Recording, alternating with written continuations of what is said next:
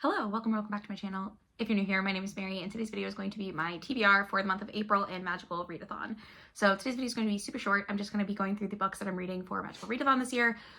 Magical Readathon is a biannual readathon created by G from Book Roast, so I will link her announcement video for this year's down below, and that has all the information that you need in it.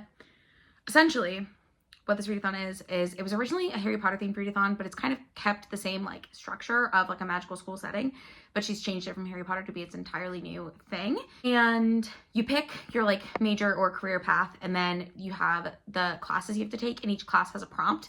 And then in the fall semester, you take multiple classes in different prompts, if that makes sense, because you have to get like a certain grade for each class.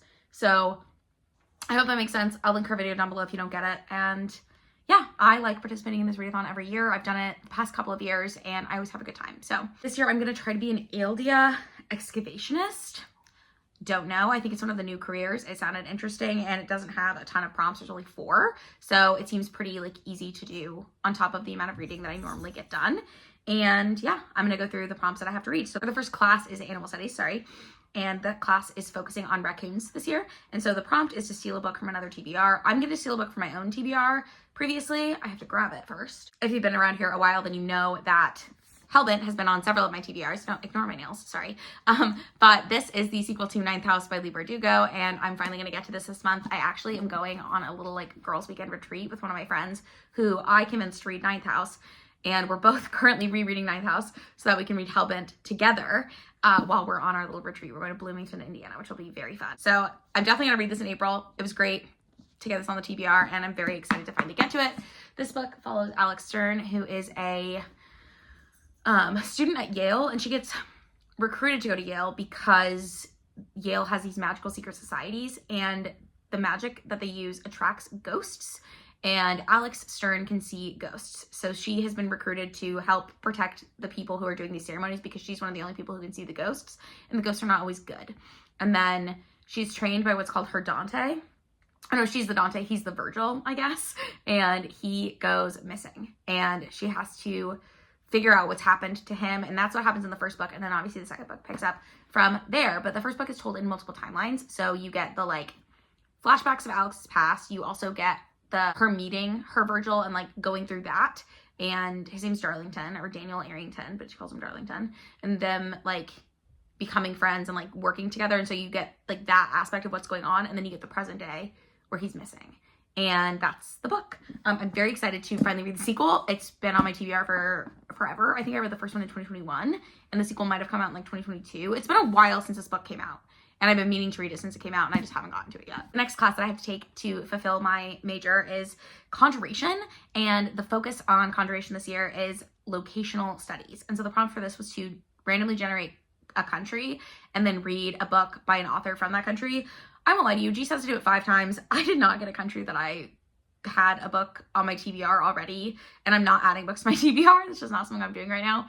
So I didn't have a book readily available to me in the first 5 countries. I got like Laos, Mongolia, Luxembourg, Cabo Verde, and Malawi. So I kept going until I found a country that I knew I had a book on my TBR for, and that was Mexico. And so I'm going to be reading The Vampires of El Norte by Isabel Cañas. And I'm really excited to read this book. It is, I'm pretty sure, like a gothic horror book.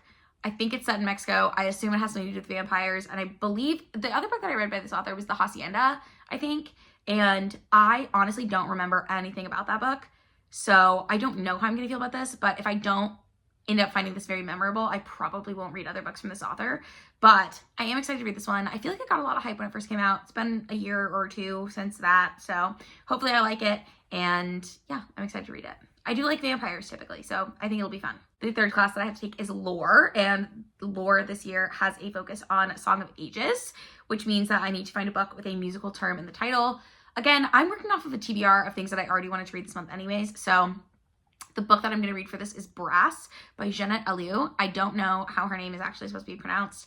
I looked it up, and I think she's Albanian because I was looking up people to see what country they were from. She's American, but I'm pretty sure Aliou is, I think she has the Albanian version. There's also a Nigerian version. That's not the version that she has, I'm pretty sure.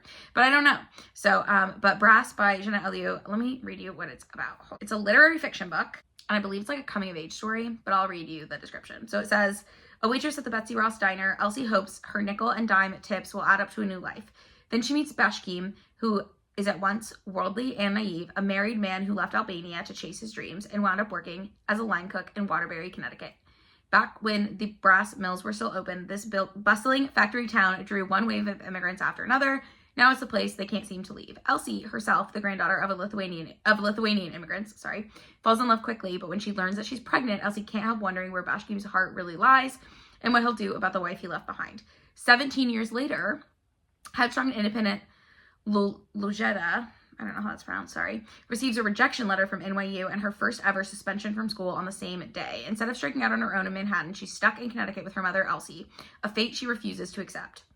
Wondering if the key to her future is unlocking the secrets of the past, Lulu decides to find out what exactly her mother has been hiding about the father she never knew. As she soon discovers, the truth is closer than she ever imagined, told in equally gripping parallel narratives with biting wit and grace.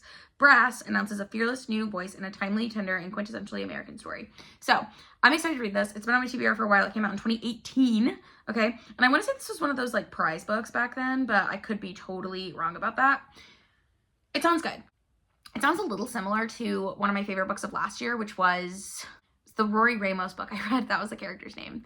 It's so weird that I can remember the character, but not the book. I'll hopefully have a picture here if I can remember what it is in the interim. But that book was also about dual timelines of a girl learning about the summer that she was conceived.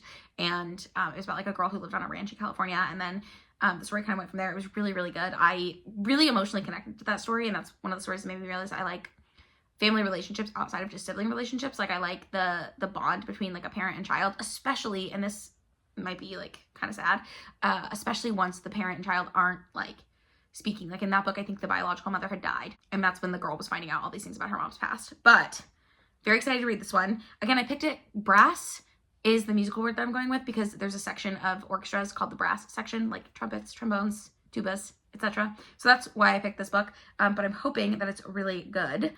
And then the last class I have to take is Restoration. And this year in Restoration, we're going to be studying uncommon antidotes. And the prompt for that is to pick a book with a 4+ average rating on, I use Goodreads, but I'm sure you can use Storygraph or whatever else. So for this, I'm going to be reading the love songs of W.E.B. Du Bois. And I'll read you what that is about. This is another song This is another book that's been on my TBR for forever. And you're probably wondering, why didn't you put this to be the prompt for a musical word in the title? And the fact is I actually did originally, but then this one has a 4+ rating and it's available at my library. I was going to read Black AF History for this. Black AF History has an 8-week wait, so it is on hold for me currently. And if I get it in time, maybe I will read that as well, but hopefully I'll read that at some point anyways. That's a nonfiction book. And it's supposed to be like the unwhitewashed history of the United States, which I'm interested in learning more about. So this says, but the Love Songs of W.E.B. Du Bois is a magical epic, an intimate yet sweeping novel with all the luminescence and force of homegoing, which is one of my favorites. Sing, Unburied, Sing, I haven't read that, and The Water Dancer, which I also haven't read. And it says that this book chronicles the journey of one American family from the centuries of the colonial slave trade through the Civil War to our own tumultuous era. I'm not going to read more about it than that, but I do like a multi-generational family story. Again, Homegoing is like that, where it starts in Ghana, and then there are 2 siblings at the beginning of the book, and it follows each of their family lines, and one of the siblings ends up getting caught in the slave trade and going to America, and the other one stays in Ghana, and it's like the difference between them, and then their descendants to present day. And that book was phenomenal, so I'm excited that this one is comped to that, and I hope that I enjoy it. I do like a family story. I do like multi-generations, and I just like seeing that kind of thing. I just think it's very interesting. So very excited to read this one, and that is the last book that's going on my April TBR. Now, as always, I will probably be reading other things. I'm always just reading whatever comes in comes in from my library as a hold, because that's just how I get a lot of my reading done. And when I finish all of these things, I will hopefully pick something else up. I'm planning on doing a vlog. I'll probably only do one ? For the month of April that covers the 4 books that I talked about here and sort of what I'm doing throughout the month. I might do that. I'm trying to get back into weekly vlogging because it is a good way to get videos out, but I haven't weekly vlogged in a while. I might do some other vlogs here and there in between just to like get videos up if I can come up with like themes and stuff, but that is the plan for right now. Those are the 4 books that I'm definitely going to be reading in April. Knock on wood. Let me know in the comments down below if you are participating in this readathon, what your major is and what classes you're taking and what you're reading for those classes.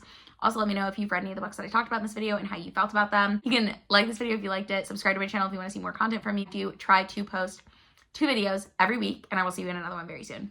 Bye!